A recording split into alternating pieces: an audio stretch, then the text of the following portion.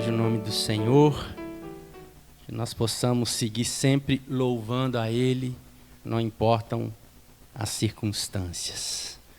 Meus irmãos, eu convido você agora para esse momento onde meditaremos na palavra do Senhor, abrir a sua Bíblia no Evangelho segundo escreveu o apóstolo amado, o apóstolo João. Evangelho de João, capítulo 11, a partir do versículo 25. Nós vamos ler apenas 2 versos, mas eu convido você a manter a sua Bíblia aberta, pois vamos acompanhar um texto que é bem longo, inclusive. Evangelho de João, capítulo 11, a partir do verso 25. Os irmãos devem ter percebido, né? Eu dei uma pausa aí nossa série no Evangelho de Mateus. Em breve retomamos com ela.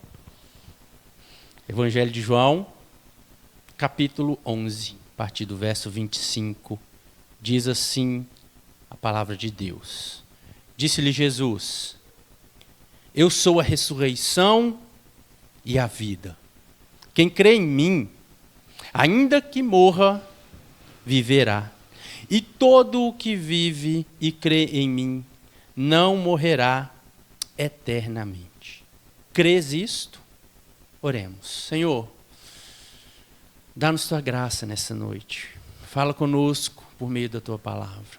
Usa a voz deste que o Senhor chamou hoje para comunicar à igreja. Tem misericórdia da minha vida. E que o teu Espírito Santo possa agir nas palavras e também nos ouvidos, na mente e principalmente no coração daqueles que ouvem, para que a tua palavra possa dar o seu fruto e que assim sejamos ricamente, poderosamente abençoados pelo Senhor. No nome santo e precioso de Jesus é que nós oramos. Amém e amém. Meus irmãos, todo dia quando a gente acorda pela manhã, a gente percebe, mesmo que inconscientemente, que a gente está vivo, não é verdade? Algum dia, se Jesus não voltar antes, a gente não vai ter esse momento, né? A gente vai, não sei o nome que a gente dá para isso, despertar, talvez, em algum outro lugar. E vamos perceber que não estamos mais vivos, pelo menos aqui nessa terra. Mas enquanto aqui estamos, nós temos essa percepção de que estamos vivos. Enquanto o nosso corpo e mente estão em pleno funcionamento, a gente sabe que a vida está em nós. Tem um estado, né, que a gente ouve falar, às vezes, pessoas que estão internadas ali, que é a morte cerebral, né? Já viram falar? A pessoa, às vezes, está ali, está numa cama, o corpo ainda está funcionando por causa de aparelhos que mantêm o coração batendo, o sangue circulando, o rim filtrando, né? A pessoa está ali funcionando por aparelhos, mas as funções normais já se foram. E a gente pode dizer, então, que a vida ali já se foi. Bem, mas irmãos, o que é vida de fato? O que é vida de fato? Será que é apenas o coração batendo? O corpo funcionando? A mente trabalhando? Queria refletir com isso com os irmãos nessa noite, sobre isso, né, com os irmãos nessa noite, à luz desse texto que fala da ressurreição de Lázaro. Começa lá no versículo 1 do capítulo 11, essa narrativa sobre a ressurreição do amigo de Jesus chamado Lázaro.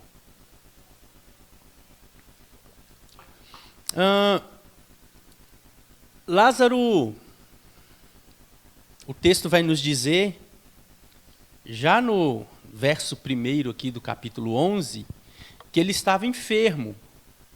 Ele era da cidade de Betânia. E ele tinha duas irmãs, Maria e Marta. Então era um trio parada dura aí, né? Lázaro, Maria e Marta. E o texto nos diz então que ele estava doente e ele gravemente enfermo. Jesus é comunicado disso. Olha comigo aí nos 3 primeiros versos. Estava enfermo Lázaro de Betânia, da aldeia de Maria e de sua irmã Marta. Esta Maria, cujo irmão Lázaro estava enfermo, era a mesma que ungiu com bálsamo o Senhor e lhe enxugou os pés com seus cabelos. Mandaram, pois, as irmãs de Lázaro, Maria e Marta, dizer a Jesus: Senhor, está enfermo aquele a quem amas. Então, com isso a gente já percebe, né, a gente já tem algumas informações aqui. A primeira delas é que aquele homem chamado Lázaro era um amigo amado de Jesus. Eu até li num comentário bíblico algo que eu achei muito interessante, que é algo que às vezes a gente tem dificuldade de entender. Mas o Jesus, homem, e aqui abrindo um parêntese na mensagem, no tema central da mensagem, o Jesus, homem, ele tinha no seu relacionamento, no seu trato com as pessoas, alguns amigos mais chegados. Nós, como cristãos, somos chamados a viver, e o próprio Senhor Jesus nos ensinou a amar o nosso próximo. Jesus contou a parábola lá do bom samaritano, de alguém que não era sequer conhecido, mas que foi rejeitado pelos religiosos e ajudado por aquele samaritano que era considerado um pária da sociedade pelos judeus. Mas o fato de amar o próximo, de ajudar o próximo, de respeitar o próximo, não nos priva dessa condição que é humana de termos pessoas que até a Bíblia usa a expressão amigos mais chegados que irmãos. E às vezes acontece da gente ter pessoas fora da nossa família, um amigo, uma amiga, que a gente tem mais intimidade com ele do que com alguém que foi criado com a gente dentro de casa. Jesus era amigo de Lázaro, e Jesus era alguém que amava Lázaro. Assim como João também, ele se refere a si mesmo por descrição, né, como o discípulo amado. Ele era aquele que reclinava a cabeça no ombro de Jesus. A sensação que a gente tem é que sempre que Jesus estava em algum lugar, João era aquele que corria para perto de Jesus, estava sempre com Jesus, e Jesus tinha um carinho especial por ele. Os discípulos até falaram que a Bíblia diz que eles acreditavam que João não ia nem morrer. E, de fato, João foi o único dos apóstolos que não morreu como um mártir, né? Ele morreu de causas naturais, apesar de ter sofrido muito na sua vida. Lázaro era um amigo amado de Jesus. O texto, então, vai dizer, meus irmãos, nós não vamos ler todo esse texto, por questão de tempo, mas o texto vai nos dizer que, em vez de partir diretamente para Betânia, ao receber a mensagem de que Lázaro estava enfermo, o que Jesus faz? Jesus permanece ali 2 dias, está lá no verso 6. Quando, pois, soube que Lázaro estava doente, ainda se demorou 2 dias no lugar onde estava. Jesus, cujo amigo Lázaro, a quem ele amava, estava enfermo, permaneceu ali um tempo. E Jesus explica aos seus discípulos por que disso. Voltando um pouquinho no verso 4, ao receber a notícia, disse Jesus: essa enfermidade não é para a morte, e sim para a glória de Deus, a fim de que o Filho de Deus seja por meio dela glorificado.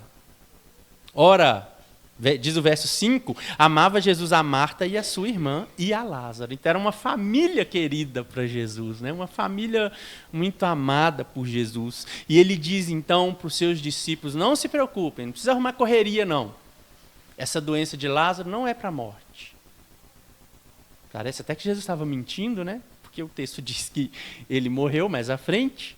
Mas Jesus tinha seu propósito. Jesus, então, decidiu voltar para a Judéia. E o motivo da demora de Jesus não foi imediatamente para a Judéia, porque Jesus já estava debaixo de severa perseguição. A cronologia bíblica, os estudiosos apontam, e a própria narrativa de João, se a gente seguir a sequência, mostra que esse evento aqui aconteceu pouquíssimas semanas antes da crucificação. Jesus já estava naquele momento final do seu ministério, onde principalmente ali os escribas, os fariseus, estavam enfurecidos. E esse milagre, como nós vemos no início do texto, foi a gota d'água final. Esse aqui é o último grande milagre registrado por João.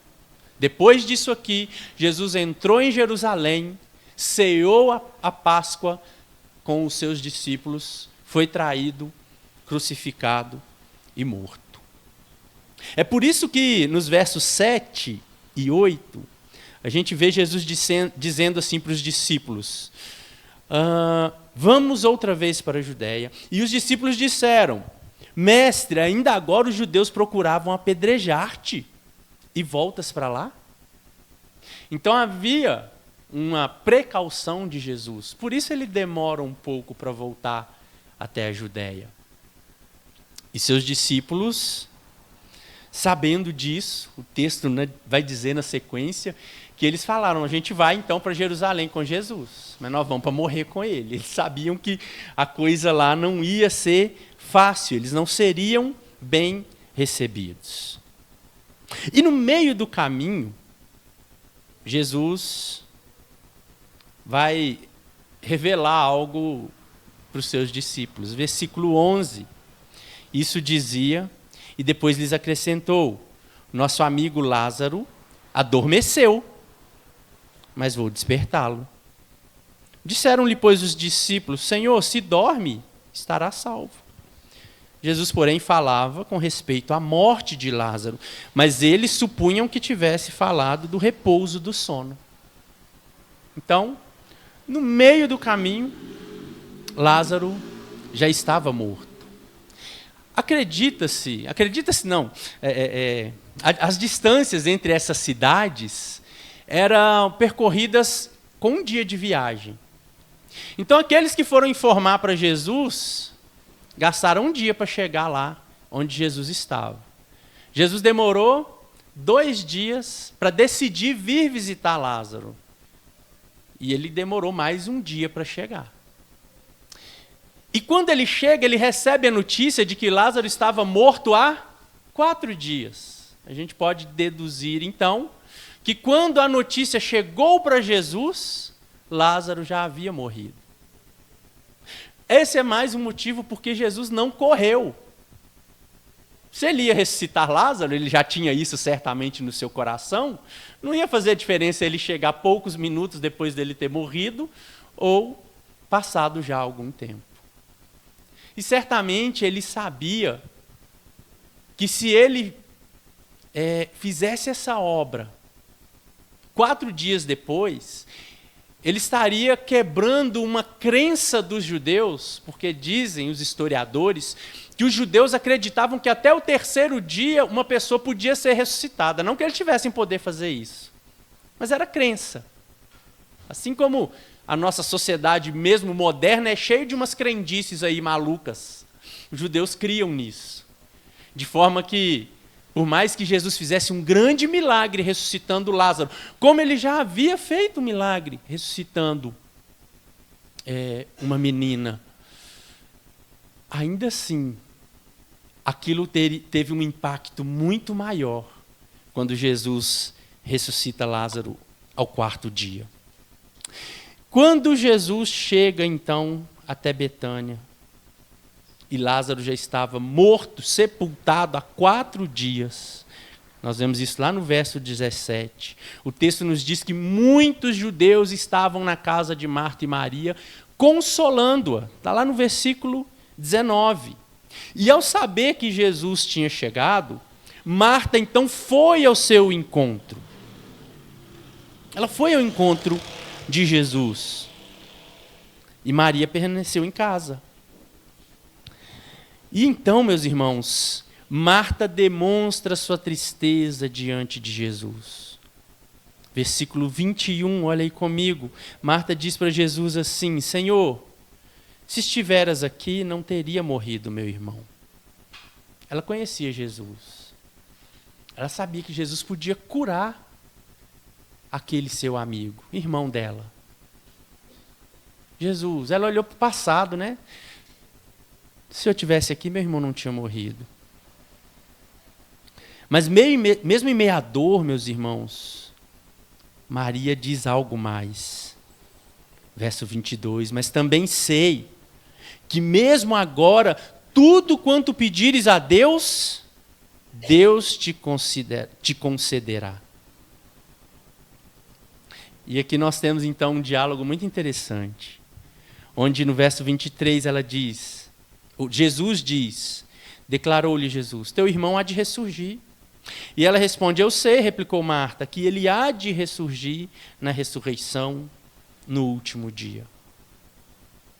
Então primeiro ela olhou para trás, se o Senhor estivesse aqui, Jesus, o Senhor tinha curado ele não tinha morrido. Depois ela diz, mas eu creio no Senhor, eu creio na ressurreição, eu creio na segunda vinda. Ela olhou para o futuro. Jesus atrai os olhos dela para o presente, quando ele diz, eu sou a ressurreição e a vida. Quem crê em mim, ainda que morra, viverá. Por isso o título da mensagem de hoje, Jesus, a ressurreição e a vida. Esse é o momento em que Jesus amplia a visão de Marta sobre o que é vida. Dentro daquela ilustração que eu fiz no início, a gente começa a perceber que vida é muito mais do que aquilo que a gente imagina. Jesus vai mostrar para Marta, e eu quero ver isso com os irmãos essa noite, que a ressurreição não é apenas um evento futuro. Ela está presente para nós na pessoa de Cristo. Não fosse assim, ele não teria dito, eu sou a ressurreição e a vida. E o primeiro ponto, então, que eu quero focar aqui com os irmãos, é essa declaração de Jesus. Eu sou. Já vimos isso em outros textos bíblicos, né? Refletindo Êxodo 3:14, que é o momento onde Deus se revela para Moisés como o grande eu sou. Deus se revela como aquele que é, antes de tudo. Eu sou o que sou, diz ele para Moisés lá em Êxodo. Jesus é aquele que usa essa mesma expressão, essa mesma nomenclatura para dizer de si mesmo, eu sou.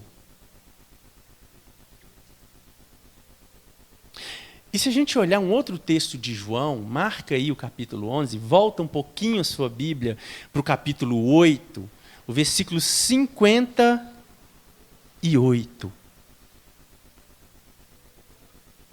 Onde desta feita, Jesus declara explicitamente, respondeu-lhes Jesus, em verdade, eu vos digo, antes que Abraão existisse, eu sou. Jesus se declara como Deus. Jesus usa para si o nome de Deus. Jesus deixa claro para os fariseus, para Maria, para Marta e para quem quiser saber que Ele é Deus. Por isso ele começa essa resposta para Marta dizendo, eu sou. O eu sou aqui implica que Ele é Deus. Mas ele inclui dois outros atributos a esse eu sou. Ele diz que Ele é a ressurreição e a vida. Jesus está diante da morte do seu amigo. Jesus está encarando a morte daquele que ele amava. Não apenas isso, irmãos, mas como eu já disse, e volto a ressaltar isso, porque é um contexto importante para esse texto, Jesus está encarando a morte dele também.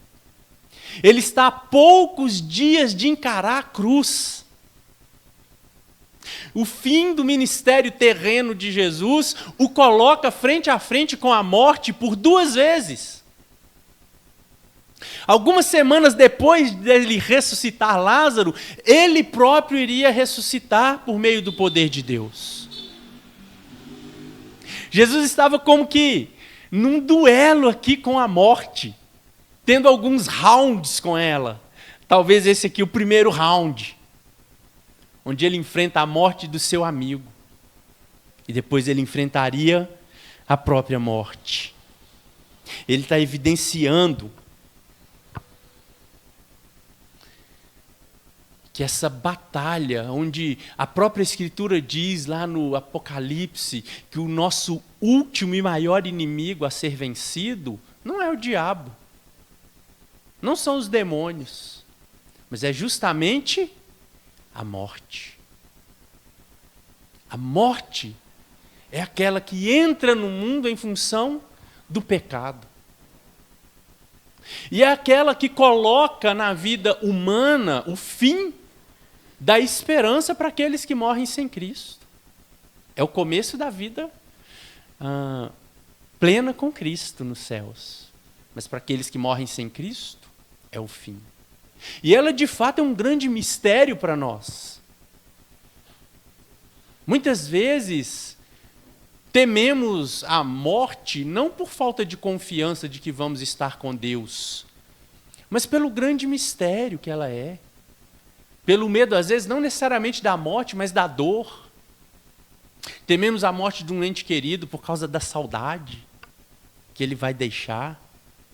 Às vezes a gente é até egoísta, né? Não quer que uma pessoa morra, a pessoa está ali sofrendo, já está avançada de idade, mas a gente não quer ter a ausência. Jesus aqui, diante da morte. Mesmo sabendo que em pouco tempo, dali a poucos instantes, ele iria ressuscitar Lázaro. No verso 35, talvez aí o versículo mais curtinho da Bíblia, né? O que está escrito lá? Jesus chorou.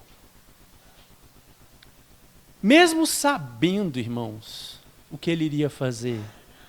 Mas Jesus ali estava diante de uma família que ele amava. Jesus estava vendo a dor de Marta, a dor de Maria, a dor daqueles que visitavam a casa. Jesus ali, 100% homem, era Deus, sim, 100% Deus. Mas enquanto homem, como diz o autor aos Hebreus, ele sofreu na carne aquilo que nós sofremos. E talvez ali Jesus não tenha chorado por entender que nunca mais ia ver Lázaro, porque ele sabia o que ele ia fazer.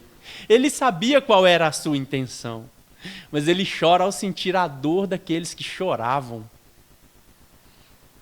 Isso é tremendo, né, meus irmãos? Jesus não é indiferente ao sofrimento humano. Mesmo sendo Deus, ele é aquele que chora conosco. É aquele que sente a nossa dor. É aquele que encarou a morte de frente por nós.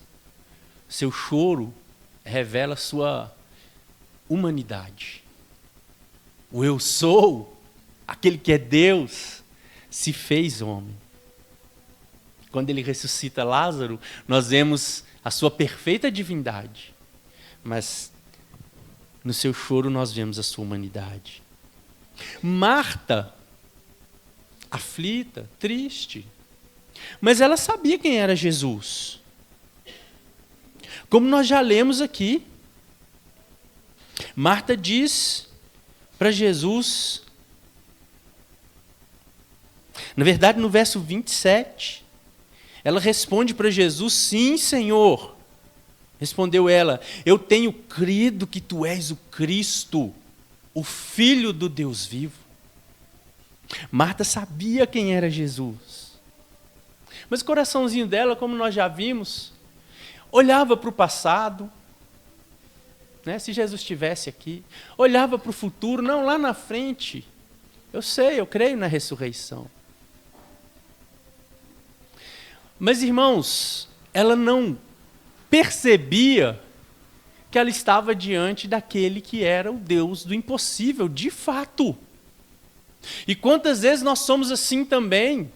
A gente fica olhando para trás, se Deus tivesse feito isso, se Deus tivesse... E a gente olha às vezes para frente, esperando o que Deus vai fazer, e se esquece que Deus está conosco, hoje, agora. Ele é Deus presente em nossas vidas. E é isso que Ele mostra para Marta. Ele mostra para ela que a vida, não apenas a vida, mas a ressurreição, não é uma obra do passado e nem para o futuro. Por mais que tenhamos, sim, na teologia bíblica, uma implicação de ressurreição dos mortos, onde os corpos daqueles que morreram em Cristo vão ressuscitar para serem glorificados, aleluia. Mas, irmãos, Cristo vem apresentar algo, tirar os olhos de Marta dessa esperança futura e trazer os olhos dela para Ele, para a pessoa dele, para o presente. Ele é a ressurreição e a vida, nele está a vida, nele está a ressurreição. Lá em Efésios, se você quiser acompanhar comigo aí no capítulo 2, a partir do versículo 1, a Bíblia diz que todos nós estávamos mortos. Você acordou de manhã, como eu disse aqui no início, e percebeu que estava vivo. Mas se um dia você andou sem Jesus, a Bíblia diz que na verdade você estava morto. Ele é a vida. Sem Ele nós estamos mortos. Obviamente, aqui estamos falando de um aspecto espiritual. Havia vida biológica em nós, mas sem Cristo, o que reinava em nós era a morte. Morte espiritual. Nós estávamos mortos nos nossos pecados e delitos. Mas Ele nos deu vida. Em Cristo Ele nos deu vida. Por quê? Porque Ele é a vida. Ele é a ressurreição. Diz Calvino, porque a restauração do estado de morte para a vida vem antes da vida. Então, para que nós tenhamos vida em Cristo, nós que estávamos mortos sem Cristo, precisamos passar por uma ressurreição. Eu e você somos, todos nós, pessoas que um dia foram ressuscitadas. Nós estávamos mortos. Um morto, quando ele volta à vida, a gente chama isso de ressurreição. Por isso é que Jesus diz para Marta: Marta, você está olhando para frente, para o dia final, você está diante da vida. Mais do que isso, você está diante daquele que é a ressurreição e a vida. No início desse mesmo evangelho de João, João afirma lá no capítulo 1, versículo 4, que a vida estava nele. Por isso ele pode dizer de si mesmo que ele é a vida. E essa vida que nós recebemos depende dele tanto para começar quanto para continuar. A gente precisa dele para ressuscitar desse estado de morte espiritual e a gente precisa dele para permanecer vivo espiritualmente. Voltando lá para Efésios 2, a partir do versículo 4. Mas Deus, sendo rico em misericórdia, por causa do grande amor com que nos amou, e estando nós mortos em nossos delitos, nos deu vida juntamente com Cristo. Pela graça sois salvos. E juntamente com Ele, nos ressuscitou e nos fez assentar nos lugares celestiais em Cristo Jesus. Sabe o que é o mais bonito desse texto de Efésios 2, dos versos 4 ao 6? Que o tempo verbal, e eu não quero que complicar a vida dos irmãos da aula de português, mas é importante dizer isso, o tempo verbal de toda essa frase, observa comigo, ela é construída no passado.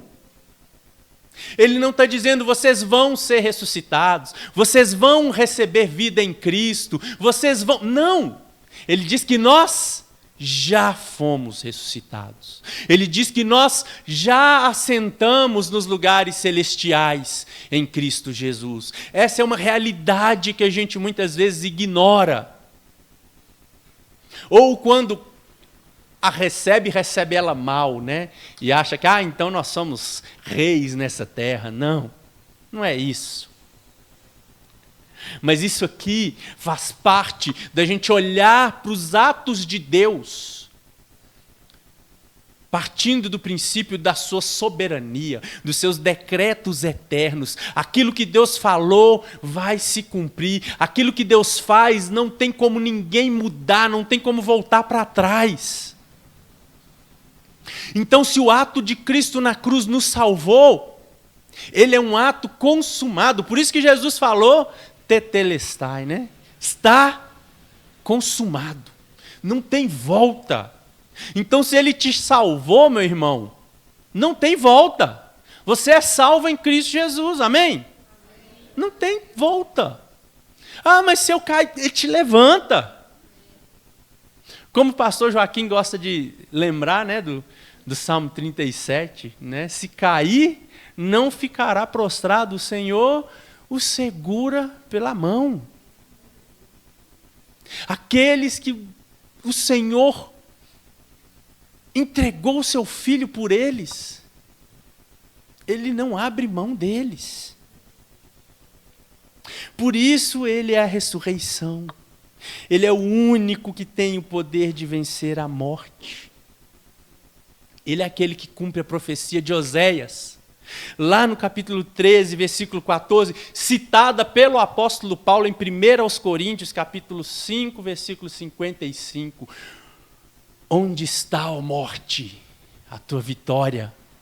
Onde está, ó morte, o teu aguilhão? E Paulo olha para Cristo, Paulo olha para a morte, e Paulo fala assim, cadê morte? Perdeu? Como a frase que está na moda aí do político lá, né? Perdeu mané. Paulo olha para a morte e diz para ela, cadê o seu poder diante de Cristo? Cadê a sua vitória sobre aqueles sobre os quais Cristo derramou o seu precioso sangue, morte? Ele é a vida, porque a vida flui dele, meus irmãos. Aos Colossenses, capítulo 1, versículo 17, Paulo diz que ele é antes de todas as coisas e nele tudo subsiste. Tudo foi feito por meio dele, e sem ele, nada do que existe, existiria. João diz isso lá no versículo 3, do capítulo 1 do seu Evangelho. Ele é a ressurreição e a vida. E por isso, é o que ele diz no final do versículo 25. Quem crê em mim, ainda que morra, viverá. A vida que há nele é tão poderosa, é tão viva, é tão mais viva do que tudo, que a morte física não cessa essa vida. A vida espiritual que nós recebemos em Cristo, a ressurreição pela qual passamos quando somos regenerados, a morte física não encerra ela. A morte física não rompe com ela. Por isso Jesus diz, ainda que morra, viverá. A fé nos faz nos apropriar dessa ressurreição espiritual pela qual passamos. Jesus, ele faz um claro contraste entre o cenário que ele estava ali vivendo. Lázaro estava há 4 dias dentro de uma gruta fechada com uma pedra, morto. E Jesus estava ali diante de Marta, falando de morte? Não, falando de vida. Tranquilizando, confortando o coração de Marta com palavras de vida. Marta e Maria só viam morte. Jesus só via vida, porque Ele é a vida. Por isso Ele declara que Ele é a ressurreição e a vida. E Jesus, meus irmãos, Ele não diz apenas que Ele pode ressuscitar os mortos. Ele diz que Ele é a ressurreição. Ou seja, a ressurreição passa por Ele, é por Ele que nós somos ressuscitados. E o milagre de Lázaro seria uma prova física de algo que acontece conosco espiritualmente. Quando Jesus ordena, aqui pulando alguns pontos do texto, para focar no nosso tema central aqui, quando Jesus ordena lá no versículo 43, o que ele diz? E tendo dito isto, clamou em alta voz, Lázaro, vem para fora. Jesus foi lá, contra os protestos de Marta, de Maria, na verdade, né, que aqui já entrou em cena. Jesus falou, remove a pedra aí da gruta. Maria olhou, mas Jesus, já está fedendo. 4 dias já foi embalsamado. Havia um processo, depois que a pessoa morria, para embalsamar a pessoa para o funeral.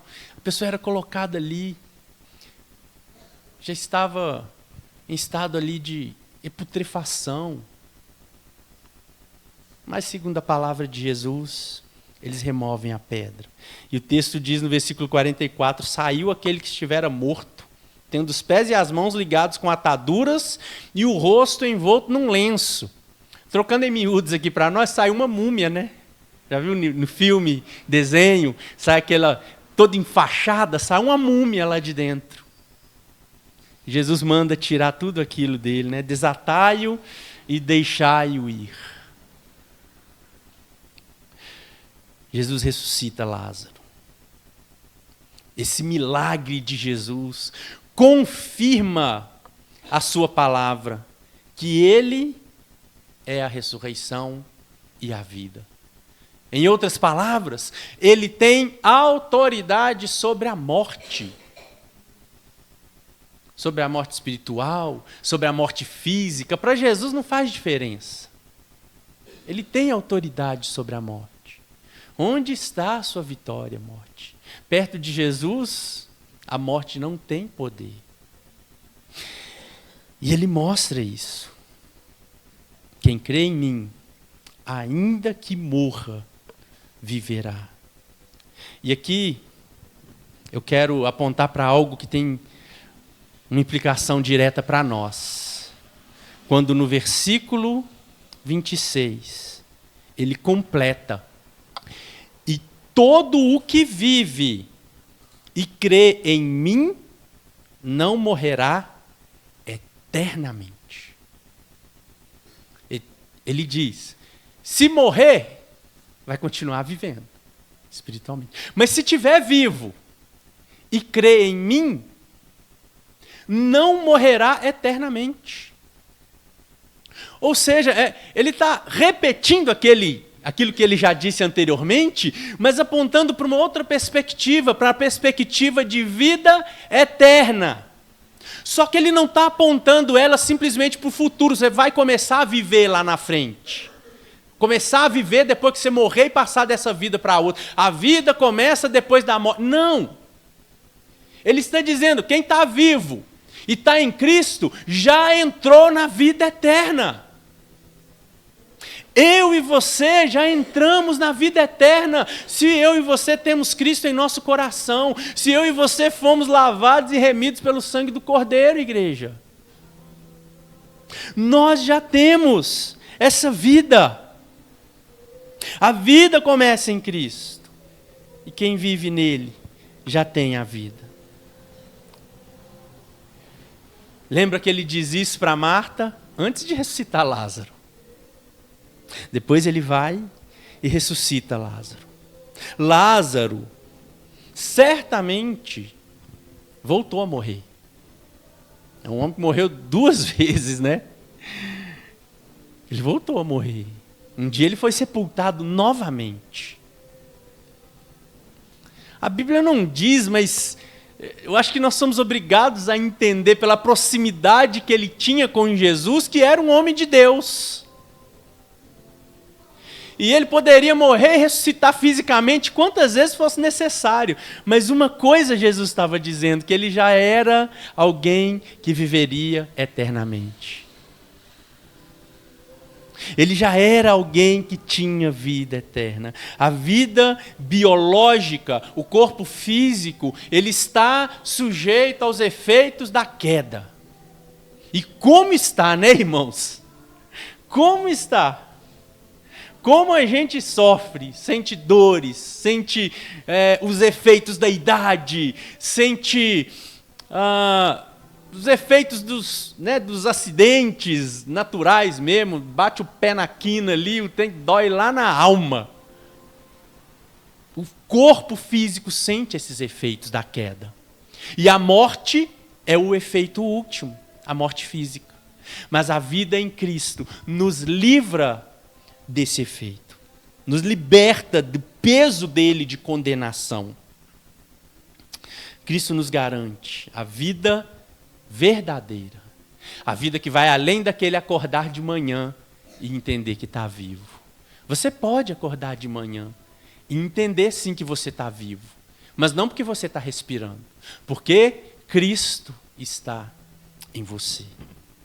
E ele termina, e eu quero também terminar com a pergunta que Jesus faz para Marta, no final do versículo 26.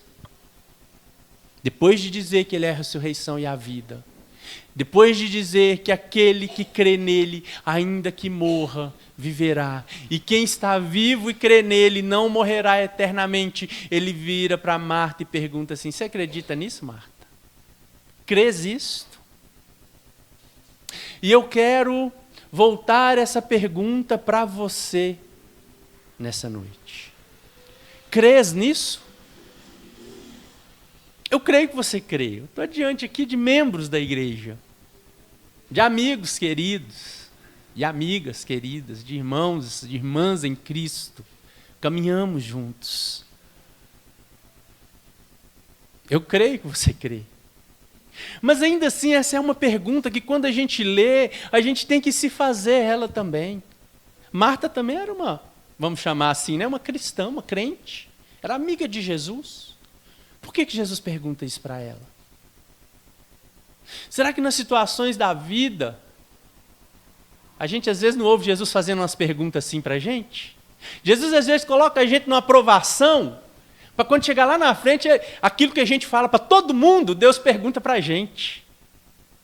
Aquilo que a gente prega, aquilo que a gente ensina, Deus volta para a gente. Espera aí, você crê nisso mesmo?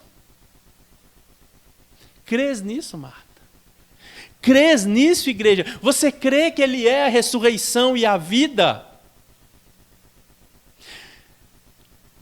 Ou você está buscando vida em outras coisas?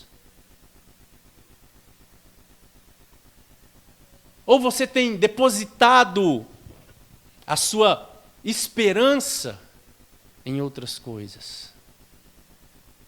Principalmente quando estamos em face da morte. Esse nosso último e maior inimigo. Irmãos, nossa confiança não pode estar nas nossas obras, nas nossas benfeitorias. Nossa confiança não pode estar na nossa habilidade para driblar o pecado, achando que a gente pode vencê-lo com as nossas próprias forças, que a gente pode agradar a Deus com os nossos atos. A nossa religiosidade, aquilo que a gente faz na igreja, nada disso tem poder para nos dar a vida eterna. Tem poder para nos ressuscitar da nossa condição espiritual decaída. Somente Cristo. Como diz um dos 5 pontos da reforma protestante, somente Cristo. Somente a graça. Somente a fé. É por meio desses elementos que nós nos apropriamos daquilo que Cristo tem para nós. Ressurreição e vida eterna. A vida é Cristo. Ponto final. Não se fala mais nisso.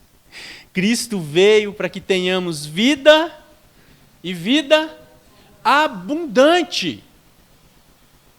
Ele disse isso alguns versículos antes, no capítulo 10, versículo 10. Eu vim para que vocês tenham vida, e não é qualquer vida. Não é a vida de sofrência que a gente fica aí nessa terra sem esperança, aqueles que não têm a Cristo, pelo menos. Mas é vida abundante. Por quê? Porque a gente pode tirar os nossos olhos dessa vida miserável e olhar para uma vida que vai além.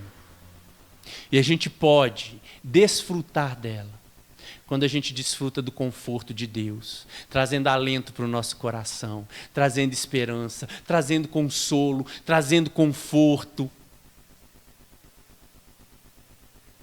Nós comentamos aqui hoje, né, na escola bíblica, alguém, eu acho que foi o Amarildo, que nos lembrou do enterro de crente, né? Que às vezes chega a ser bonito. Por quê? Porque você está ali diante da morte, mas você vê alguém que venceu e que continua vivo em Cristo Jesus. E aí o Amarildo nos lembrava que o enterro do ímpio é diferente, né? Tem muito choro, muita tristeza, muito desespero. Por quê? Porque ali ninguém, pelo menos aqueles que não creem no que a Bíblia diz, ficam inseguros. Será que vai acontecer com ele? Ninguém sabe o que foi. E aquele que conhece a palavra fica triste também, porque sabe que, né, se Deus não fez uma obra ali que ninguém viu, o destino dele é a condenação eterna. Então, sim, a morte do ímpio, a Bíblia diz que nem Deus se agrada dela, é triste. Mas aquele que morre em Cristo vive eternamente. A vida sem Cristo é morte, e morte eterna. Mas com Cristo, até a morte é vida, e vida eterna. Meus irmãos, que nós possamos entender que nós precisamos de Cristo para ter essa vida. Que a gente possa se apegar a essa vida, a essa esperança viva, que nós já temos a vida eterna em Cristo Jesus e que a gente possa viver aqui nessa terra como cidadãos do céu. Como aqueles que morreram para o mundo e vivem para Deus, vivem para Cristo, vivem para a glória de Jesus. O apóstolo Paulo diz, para mim, o viver é Cristo. O morrer é lucro. Que sejamos assim. Que Deus nos faça assim. Você crê nisso? Vamos orar? Você pode se colocar de pé?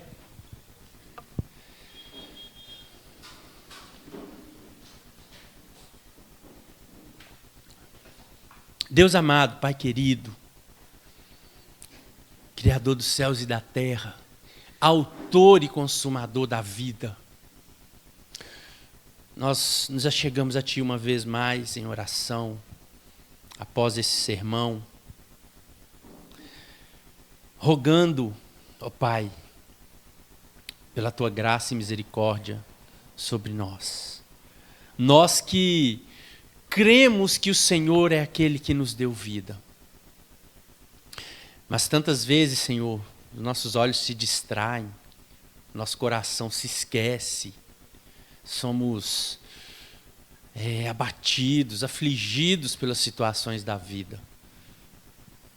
Mas, ó Deus, nós rogamos a Ti, para que assim como o Senhor abriu os olhos e o coração de Marta e de Maria, fazendo diante dela um grande milagre, que foi a ressurreição de Lázaro.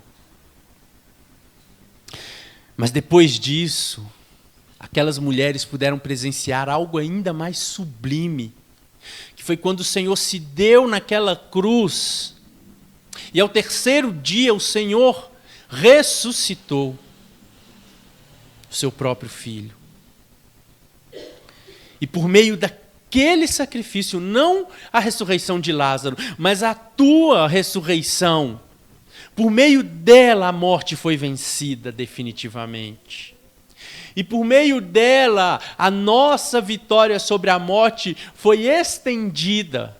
O mérito do Senhor foi aplicado a nós e nós podemos hoje ter vida e nós queremos louvar ao Senhor por isso. Nós queremos agradecer ao Senhor pela vida que o Senhor tem nos dado, vida eterna. E queremos pedir ao Senhor, volta os nossos olhos para essa vida, Pai.